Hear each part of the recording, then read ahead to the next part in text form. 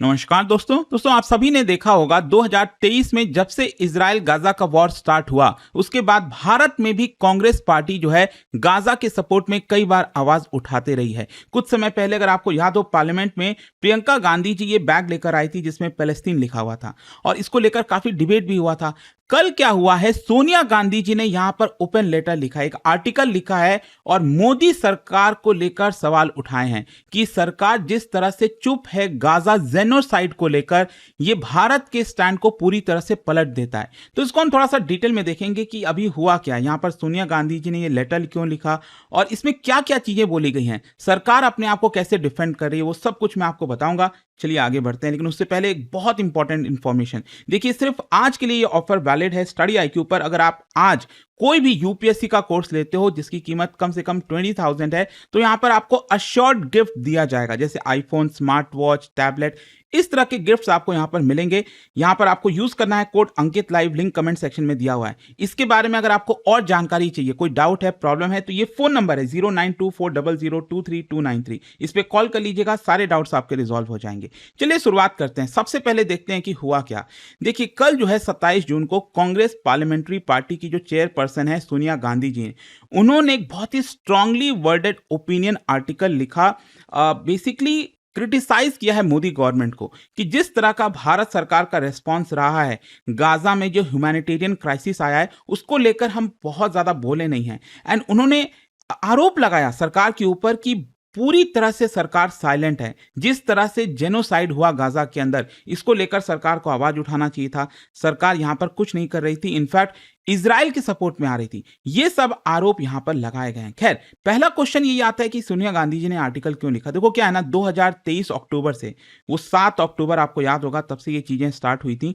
तो इजराइल ने यहां पर लॉन्च किया था मिलिट्री ऑपरेशन अगेंस्ट हमास, क्योंकि 7 अक्टूबर को जिस तरह से हमास ने भी इजराइल के अंदर घुसकर वहां से बहुत सारे लोगों को बंदी बना लिया था, कई लोगों को मारा था। तो यहां पर इजराइल ने पूरी तरह से ऑल आउट ऑपरेशन लॉन्च किया और गाजा में बहुत बुरी तरह से यहां पर लोग भी मारे गए, सिविलियन कैजुअलिटीज हुई, चाहे रेसिडेंशियल एरियाज हो, हॉस्पिटल्स हो, स्कूल्स हो, रेफ्यूजी कैंप्स हो, हर जगह डिस्ट्रक्शन देखने को मिलेगा। ह्यूमैनिटेरियन क्राइसिस बहुत ज्यादा वर्स हो गई। यहां पर फूड नहीं है, वाटर नहीं है, इलेक्ट्रिसिटी, मेडिसिन, हर तरफ तंगी ही तंगी। और कई सारे देशों ने, यूएन एजेंसीज, ह्यूमैनिटेरियन ऑर्गेनाइजेशंस ने एक्सप्रेस किया कंसर्न कि जिस तरह से सिविलियन सफर कर रहे हैं वो नहीं होना चाहिए। और इसी के बैकड्रॉप में, क्योंकि अभी भी मामला चल ही रहा है, सोनिया गांधी जी ने यहां पर यह आर्गुमेंट दिया है कि भारत जैसे देश को पैलेस्टीन का साथ देना चाहिए था और ज्यादा वॉइस रेस करनी चाहिए थी, लेकिन भारत ने नहीं किया। एग्जैक्टली सोनिया गांधी जी ने क्या बोला है? सबसे पहले आरोप लगाया है कि मोदी गवर्नमेंट ने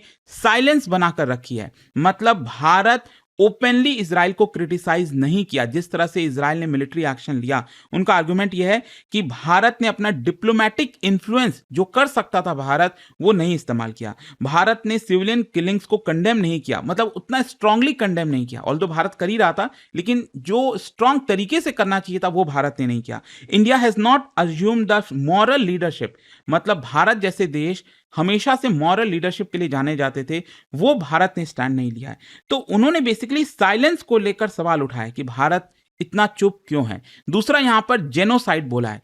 उन्होंने अपने आर्टिकल में कहा है कि इजराइल मिलिट्री का जो कैंपेन है वो जेनोसाइडल एक्शन है और ये कहीं ना कहीं लीगल और डिप्लोमेटिक इंप्लीकेशन हो सकता है इसका, क्योंकि देखो, यूनाइटेड नेशंस के जेनोसाइड कन्वेंशन में जेनोसाइड एक स्पेसिफिक लीगल क्राइम, जहां पर आप प्रूफ ऑफ इंटेंट की तरह जाते हैं, मतलब आपको प्रूफ है कि यहां पर सामने वाले पार्टी ने पूरी तरह से डिस्ट्रक्शन करने की कोशिश की है, ऐसे लोगों को मारने की कोशिश की है जो निर्दोष हैं, जिनकी कोई गलती नहीं है, रेशियल बेसिस पर रिलीजियस ग्रुप्स को आप डिस्ट्रॉय कर रहे हो, तो वो बेसिकली जेनोसाइड के अंदर आता है। लेकिन अभी क्या है ना कि ये जो गाजा में हुआ है, इसको लेकर इंटरनेशनल लीगल प्रोसीडिंग्स चली रही हैं, इसको लेकर डिबेट चल रहा है।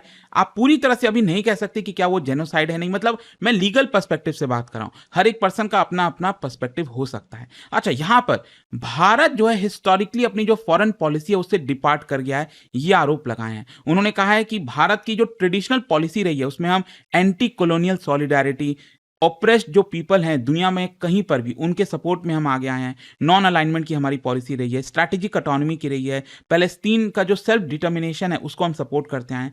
तो सोनिया गांधी जी ने आर्टिकल में ये कहा कि भारत जो पॉलिसी है वो पूरी तरह से इजराइल की तरफ टिल्ट हो गया है, हम बैलेंस्ड अप्रोच को छोड़ चुके हैं।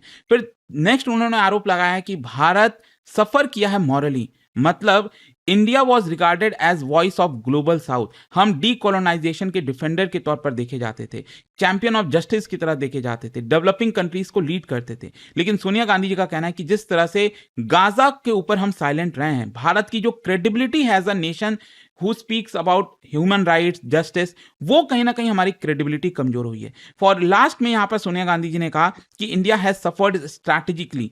बेसिकली उनका आर्गुमेंट ये था कि अगर हम गाजा का सपोर्ट नहीं करते हैं तो जो वेस्ट एशिया में गल्फ कंट्रीज हैं वो भारत का साथ छोड़ सकते हैं। मिलियंस ऑफ इंडियंस वहां पर रहते हैं, वो कमाई करते हैं, अरब नेशंस जो है वो इकोनॉमिक और डिप्लोमेटिक पार्टनर्स हैं भारत के। तो भारत का जो गुडविल है वो कहीं ना कहीं खराब हो रहा है इन सारी चीजों की वजह से। तो उनका यही कहना है कि India risk alienating countries such as Palestine, Iran, जो भारत के लिए इंपॉर्टेंट हो सकते हैं, और कहीं ना कहीं इसी का फायदा पाकिस्तान उठा सकता है। पाकिस्तान अपने आप को एक as a defender of Palestine cause की तरह यहां पर दुनिया को दिखा रहा है। अब देखो क्वेश्चन ये है कि पॉलिटिकली ये इतना सिग्निफिकेंट क्यों है। देखो गाजा का कॉन्फ्लिक्ट जो है it is not only an international issue, ये बेसिकली भारत में डोमेस्टिक पॉलिटिकल डिबेट का भी हिस्सा बन चुका है। कांग्रेस ये कह रही है कि भारत ने ट्रेडिशनल फॉरेन पॉलिसी छोड़ दी है, भारत को ज्यादा जो बोलना चाहिए था, जो पहले बोलता था ह्यूमैनिटेरियन इश्यूज पर, अब नहीं बोल रहा है। भारत इनका जो इंटरनेशनल रेपुटेशन है वो काफी सफर किया है। लेकिन दूसरी तरफ जो गवर्नमेंट है, जो बीजेपी है, उनका ये कहना है कि India has maintained a balanced position. Foreign policy को हमें डोमेस्टिक पॉलिटिक्स के लेंस में नहीं देखना चाहिए।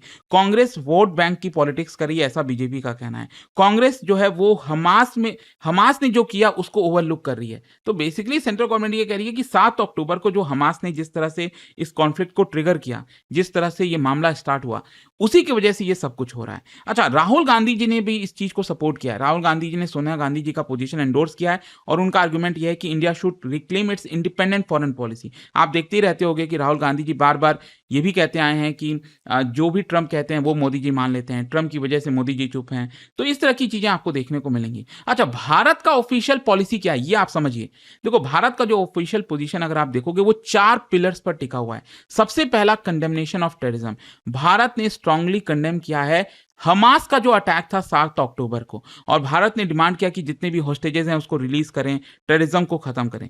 दूसरा हमारा यह है कि हम इजराइल की जो सिक्योरिटी कंसर्न है उसको भी रिकॉग्नाइज करते हैं कि इजराइल जो है वो उसके पास राइट टू सेल्फ डिफेंस है। लेकिन साथ ही साथ भारत ने यह भी कहा है कि इजराइल जो भी मिलिट्री एक्शन ले रहा है वो ह्यूमैनिटेरियन लॉ के पर्सपेक्टिव से लेना चाहिए, उसे कंप्लाई करना चाहिए। फिर ह्यूमैनिटेरियन असिस्टेंस, भारत का यह कहना है कि देखो हमने तो ह्यूमैनिटेरियन एड प्रोवाइड किया है पैलेस्टीन को, चाहे वो दवाइयां हो, फूड हो, रिलीफ मटेरियल हो। और साथ ही साथ भारत सरकार का यह भी एक पिलर है टू स्टेट सोल्यूशन। भारत ने इसको अबेंडन नहीं किया है कि यहां पर पैलेस्तीन भी होना चाहिए, इजराइल भी होना चाहिए और दोनों साइड बाय साइड पीसफुली रहने चाहिए। तो भारत का ये जो डिप्लोमेटिक पॉलिसी है इसमें कोई बदलाव नहीं है। अच्छा, यहां पर आप एक और चीज समझिए, भारत की जो पैलेस्तीन पॉलिसी है ना, इंडिपेंडेंस से लेकर अभी तक, उसमें भी आपको चेंजेस देखने को मिलेंगे। जैसे जवाहरलाल नेहरू जी के समय अगर आप देखोगे तो काफी स्ट्रांग तरीके से हम पैलेस्तीन के साथ सिंपैथाइज करते थे, उनके साथ जाते थे। भारत का कोई डिप्लोमेटिक रिलेशन इजराइल के साथ था ही नहीं।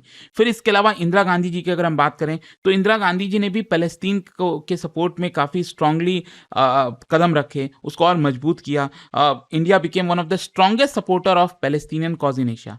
फिर उसके बाद क्या होता है, 1988 में हमने पैलेस्तीन को रिकॉग्नाइज कर दिया, इंडिया ने ऑफिशियली स्टेट ऑफ पैलेस्तीन को रिकॉग्नाइज किया।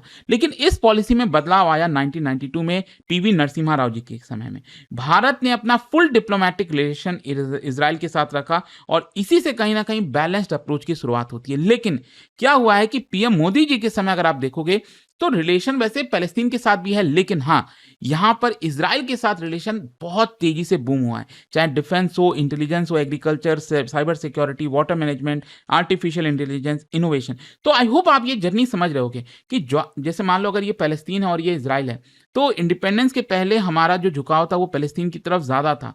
वैसे हम बार-बार यही कहते थे कि हम बैलेंस्ड हैं, अभी भी हम ये कह रहे हैं बैलेंस्ड है, लेकिन अब झुकाव कहीं न कहीं कुछ हद तक इज़राइल की तरफ है। तो ये चेंजेज़ हुए हैं। अच्छा, why is Israel strategically important? Bharat के लिए काफ़ी मायने रखता है क्योंकि डिफेंस कोऑपरेशन आप देख लो, मिसाइल, ड्रोन, सर्वेलेंस सिस्टम हर तरफ से हमें मदद करता है। काउंटर टेररिज्म मतलब भारत और इज़राइल कई चीज़ों में एक साथ काम करते हैं। इंटेलिजेंस हो गया, homeland security, cyber security, agriculture में भी ड्रिप इरिगेशन, डेज़र्ट क्योंकि उसमें माहिर है इज़राइल। यहाँ पर टेक्नोलॉजी है, स्टार्टअप्स, इनोवेशन उन सबको काफ़ी फ़ायदा मिलता है इज़राइल की वजह से। लेकिन हाँ, अरब जो कंट्रीज़ हैं, वो भी भारत के लिए इक्वली इंपॉर्टेंट है, स्पेशली एनर्जी के पर्सपेक्टिव से। क्रूड ऑयल, एलएनजी ये हम गल्फ कंट्री से लेते हैं। भारत का जो डायस्पोरा है, इतने सारे लोग वहाँ पर रहते हैं, उनकी सुरक्षा हमारे लिए इंपॉर्टेंट है। आज के डेट में भारत का लार्जेस्ट ट्रेडिंग पार्टनर बन गया है गल्फ कंट्रीज़ और मैरीटाइम सिक्योरिटी के पर्सपेक्टिव से। लेकिन हाँ, एक चीज़ ध्यान रखिएगा, गल्फ कंट्रीज़ भी ऐसा नहीं है कि वो पूरी तरह से एकदम पैलेस्टीन कर रहे हैं। अगर आपको याद हो अब्राहम अकॉर्ड के बारे में, कई ऐसे देश हैं अब जैसे यूएई हो गया, तो वो लोग भी अब अब्राहम अकॉर्ड के थ्रू इज़राइल को रिकॉग्नाइज़ कर रहे हैं, उनके साथ भी जा रहे हैं। तो ये भी आपको एक बदलाव देखने को मिलेगा। तो ऐसा नहीं है कि अगर हम इज़राइल के साथ कुछ हद तक जा रहे हैं तो अरब कंट्रीज़ के साथ हमारा रिलेशन खराब हो रहा है। वो भी यहाँ पर एक प्रकार से बढ़ चढ़कर आगे ही जा रहा है। लेकिन देखिए यहाँ पर इस पूरे वीडियो के लास्ट में एक क्वेश्चन यही आता है क्योंकि सोनिया गांधी जी ने कहा कि गाजा में जो हुआ वो जेनोसाइड है। क्या ये जेनोसाइड है? देखो अगेन दो आर्गुमेंट है लीगल पर्सपेक्टिव। यहाँ पर पहला तो ये है कि जो लोग सपोर्ट करते हैं कि हाँ ये जेनोसाइड है, उनका कहना है कि बहुत बड़ी मात्रा में सिविलियन कैजुअलिटीज हुई हैं गाजा के अंदर, सिविलियन इंफ्रास्ट्रक्चर खत्म हो गया है, ब्लॉकेड लगाया गया, ह्यूमैनिटेरियन डिप्रीविएशन किया गया, कुछ इजरायली ऑफिशियल्स के द्वारा स्टेटमेंट दिए गए। और इसराइल का पोजीशन क्या है? इसराइल ने एलिगेशन को खारिज किया है, कहा है कि हम सेल्फ डिफेंस में काम किए हैं, हमास ने जो हमारे साथ किया उसके बदले में हमने काम किया, सिविलियन जो है वो हम उनको हार्म नहीं करते हैं। यहाँ पर कोई एविडेंस नहीं है कि इसराइल ने जानबूझकर सिविलियंस के ऊपर हमला किया है। तो लीगल इशू अभी भी बना हुआ है, इंटरनेशनल लेवल पर अभी कुछ कहा नहीं गया है कि ये जेनोसाइड है कि नहीं है। देखो वो अलग अलग देश रिकॉग्नाइज करते हैं कि अगर आगे चलकर बहुत से ऐसे देश होंगे जो कह देंगे, रिकॉग्नाइज कर देंगे इसराइल ने जो किया था वो एक प्रकार से जेनोसाइडल है। तो देखते हैं आगे क्या होता है, बट आई होप कि इस वीडियो के थ्रू आपको डिटेल में समझ में आ गई होंगी चीजें। जाने से पहले एक बहुत ही इंटरेस्टिंग क्वेश्चन, क्या बता सकते हो वर्ल्ड वॉर 1 के बाद पैलेस्तीन का जो एडमिनिस्ट्रेशन है वो किसके द्वारा किया जा रहा था वर्ल्ड वॉर 1 के बाद? इसका राइट आंसर आप सब जानते हैं, मेरे इंस्टाग्राम पर तो मिलेगा ही, वहां पर अगर आप नहीं हो कोई बात नहीं, टेलीग्राम से ले सकते हैं इसका सही उत्तर। और दोस्तों जैसा मैंने आपको बताया सिर्फ आज के लिए लास्ट डेट है यहाँ पर, कोई भी यूपीएससी कोर्स आप लेते हो जिसकी वैल्यू 20,000 से अबव है, कोई भी 2028, 29 या फिर अगले साल 2027 का मॉर्निंग इवनिंग बैच सब अवेलेबल है यहाँ पर। अगर आपको कोई डाउट है, प्रॉब्लम है, ये फोन नंबर दिया है, इस पर कॉल करिए। और गिफ्ट्स के बारे में जो शॉर्ट गिफ्ट आपको मिलेगा, कैसे मिलेगा, क्या होगा, अनाउंसमेंट सब कुछ आपको पता चल जाएगा। And use this code Ankit live ताकि आप मैक्सिमम डिस्काउंट भी ले सकें। Study IQ IAS, making India smarter and better.